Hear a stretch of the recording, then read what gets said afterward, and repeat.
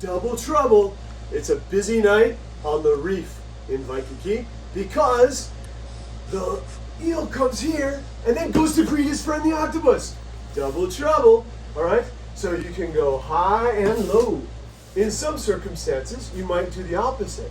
You might go low and then high. Just make sure that you're out of harm's way when he comes swinging forward. If you get this double trouble concept, then you can kind of chain this to whatever your desired result is for the situation. So I hit high, his hands go to his throat, you hit low, and now boom, right, bang, whatever you want to do to get out of the situation. You also could just use this very non-violently to get away. So doesn't have to be violent, kind of depends on him. He chooses his future based on how much of an attack he tries to put onto you.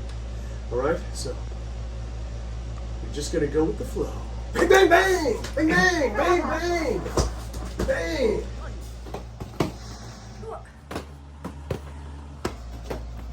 E Kai, E Lua, E Kulu, E Ha, E Lima. Oh yeah. All right, now you're going to actually pretend like you're a Hollywood actress or actor or stunt person. So Josh feeds me the reaction here. He feeds me the reaction here. Now, depending on what you know, I can compress the spine and just get away.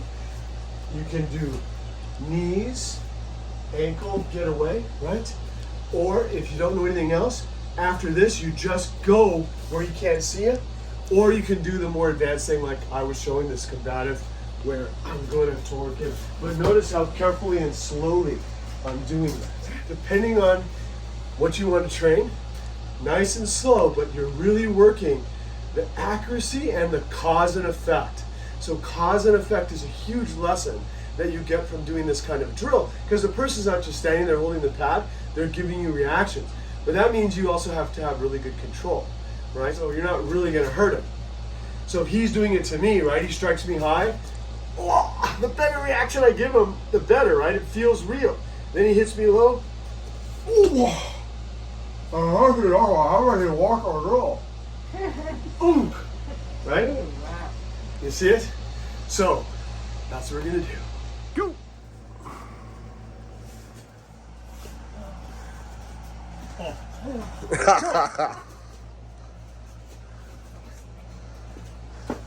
Wow, you get him every and off we go. Come on.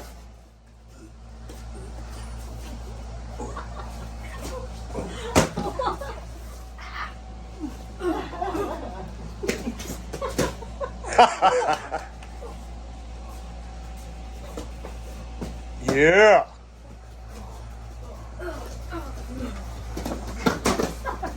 Unleash your inner Kajukenbo!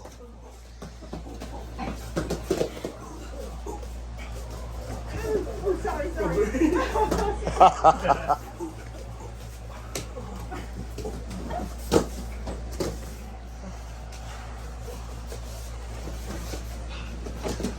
Any questions?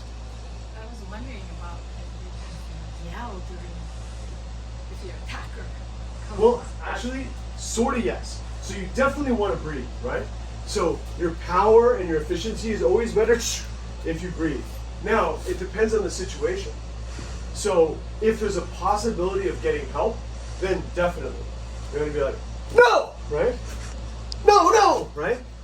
Okay, so in that case, definitely. Especially for you three. Now, if I'm advising him, it kind of depends, because if the first thing that somebody hears, if he's having to do this against another guy, is him going, right? Then they're going to think he was the bad guy. They're not going to know that, you know, the other person attacked him first.